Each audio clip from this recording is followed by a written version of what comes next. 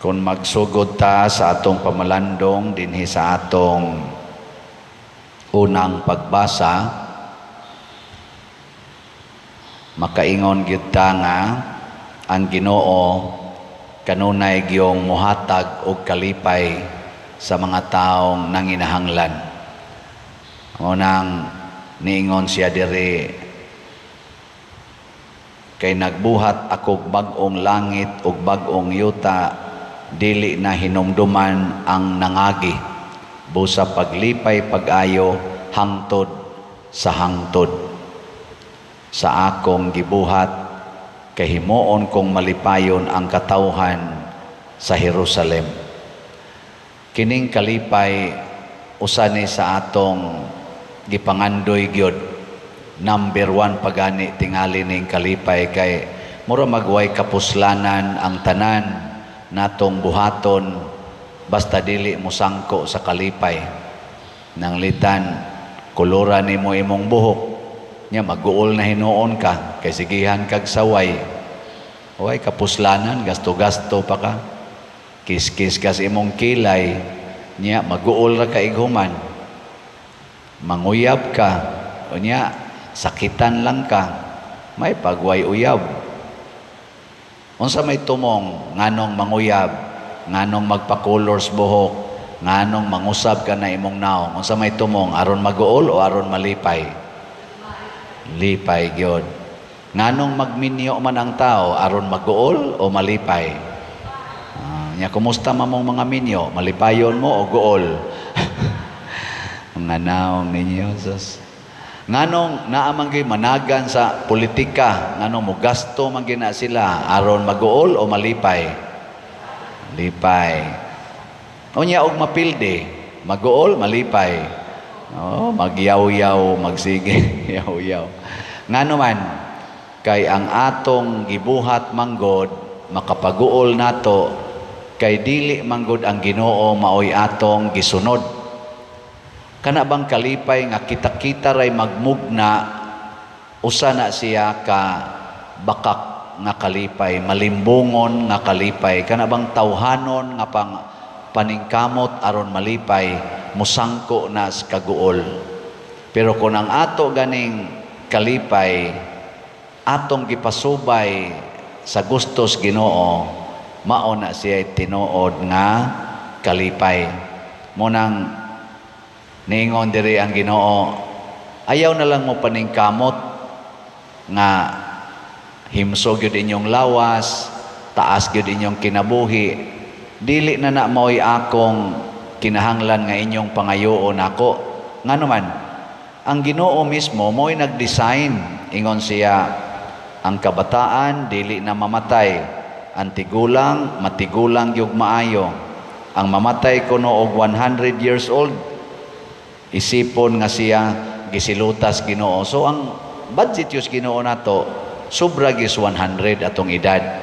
Kay malipay magida ng taas-taas atong edad. Gilingay mong tupad. Inapila na edad ni moron. Naraba sa uban mahadlok musultis edad. Ay makalipay ng taas og edad, oy. Taas edad. Pero kung ang imo sang edad gani taas na kaayo pero pulos kaguol, makaingon sa kamay pagmatay. Muna ang atong tubag sa Salmo nag-ingon gyud, daygon ko ikaw o Ginoo, kay imo man ako nga giluwas. Kaning kaluwasan mao gining the highest happiness. Kana bang dili nato effort sa Ginoo. Labi na gyud ang kaluwasan nato gikan sa sala. Ang sala man gyud mga igsoon ang muguba sa atong kalipay. Mao na ang Ginoo nagplano og kalipay, pero tungod sa sala maguol gyud ta. Mao na dinhi sa atong ebanghelyo ningon si Jesus, kamuno gusto lang gyud mog milagro. Pasabot ang inyo ra gyung gipangita, kana ra gyung makalipay ninyo. Di gyud mo motuo nako basta dili ko magmilagro. Sa kadaghanan na to inana man, pero niingon ni dinhi ang kaning opisyal Ginoo, kuyog intaw nako sa dili pa mamatay ang akong anak. Unsa may gisulti ni Kristo, ningon siya, pauli na, naayo na ang imong anak. Nituo ba ang opisyal? Nituo ba siya? Nituo. Og niuli siya. Ang iyang style nga iyang patuon si Jesus, dili mao'y gisunod sa Ginoo. Nya kay nisunod man siya sa style sa Ginoo og sa pulong sa Ginoo, naayo dayon ang iyang anak.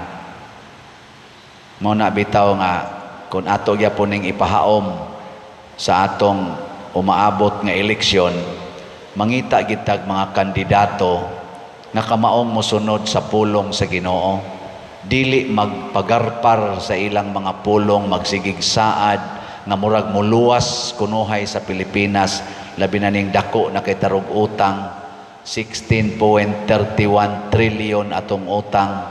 Pila na kay utang nato ana kada usa, average na tag 150,000 kada usa ka Pilipino tingali. Ang muluwas nato ani dili na nang mga politicians, kung dili mga politicians, mga leaders nga kamaong maminaw sa Ginoo, dili magpatuyang sa ilang style. Unsa man gi style ro nato dinhi mga Pilipinos, nga kon makalingkod mangwarta gyud, mao ginay number 1 tawhanon nga kinaiya. Mangita tag mga leaders kaniro mga kandidato, labi na ning ni ay mga team, sama sa team Duterte, team Marcos, atong tanaw-tanaw na sila kinsa Manila, team Duterte o team Marcos, nga iniglingkod, kay pulos-pulos naman gina sila nakalingkod, iniglingkod mga lagad og dili mangwarta. Kinsa man, mo na atong butaran. Kana bang iniglingkod kamaong maminaw sa Ginoo og magsunod sa sugo sa Ginoo? Unsa may sugo sa Ginoo gyud? Gugma sa labing ubos. Whatever you do to the least of your brethren, you do it to me. Kanang mga masakiton, mga ilo, mga biyuda, mga sinalikway, matod pa sa atong salmo. At imanon gid na, kay mao nay gustos Ginoo, kana mga way balay, way hapit gikaon, ang atong mga estudyante, nga makaeskwela untang atong mga kabus nga mga estudyante, nga ang ato mga masakiton matagaan untag saktong budget sa tambal, kun mahimo libre unta ang tambal, kun mahimo makasud gid ta sila og hospital, dili kay isalikway sa hospital. Baya naman kun masiro na hinoong budget para sa hospitalization sama anang PhilHealth, nawa na. Wa na kita maminaw sa Ginoo ana, kay niingon ang Ginoo, I was sick and you care for me. I was hungry. Karon ang kagutom natong mga Pilipinhon, daghan kay gigutom dinhila sa atong parokya, managlinya nga diha, daghan kay file request bisan lag pila ka kilong bugas. Lisod naman sa tas bugas dire. Lisod na sa atong kolekta. Bahin-bahin lang yung ginagmay. Nganong naingon ani man kay naa tingali tay mga leaders nga nagsigig pangwarta, naa tay madunggan billions na ngawa. Kaluoy nato, mao nang luwaso nato ang atong katilingban, maminaw tas Ginoo, magpagiya tas Ginoo, og mopili tag mga tawo nga mo leader nato, labi na karong umaabot midterm elections, pilion nato ng mga tawo nga Diyos non, makatao, sa ito na, makadiyos, makatao, makabayan. Kana gyatong pilion, dili nang saman magpakadiyos, mudaog-daog sa mga tao, ug mutalikod sa atong bayan. Nga karon isyu kay nang naang atong soberenya, nganong atong gisurinder ang atong soberenya, mao nay giisyu karon tungod aning isyu sa Pilipinas versus ICC.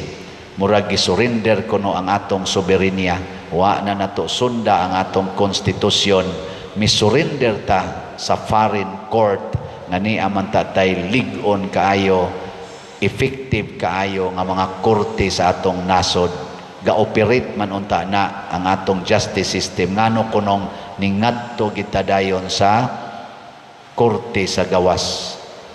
Pero nalingaw lang sa noon ko sa akong nabatian kay tungod kuno sa pagkapriso ni President Duterte dito sa Netherlands, kanang Dahig, nahimo kunong tourist spot ang Dahig. Purting daghana mga tao mangadto.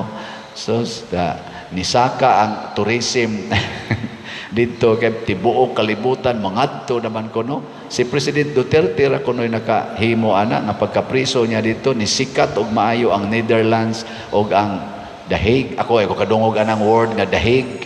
Kanang Hague bang kanang prisuhan sa ICC kamo nakadungog dai mo ana. Wow, pagkapriso ang President Duterte pagkadaghana ng moadtog Dahig. Kada adlaw na nay tao dito. Itong pag-birthday niya, pastan, ga-party ko ng mga tao dito. Ga picnic. Siya rin nakahimo, ana. Ngano ka ha? Ngano kang nakahimo, ni President Duterte? Nganong nasikat man kaayo ning Dahig, ang iyang pagkapriso, sikat man kaayo. Makatubag ta, ana. Daghang mga tao tingali ang nahatagan niya sa iyang pag-alagad. Although naagi maglagot, pero daghan gyud ang nahatagan niya sa iyang pangalagad ug ang ilang kasing-kasing natandog niining maong paagi niya sa pagpangalagad isip mayor, isip presidente. Iampo nato ang ato mga leaders nga motandog sa gugma o kasing-kasing sa atong katawhan pinaagi sa ilang mapaubsanon nga pag-alagad sa tao, sa Dios o sa nasod.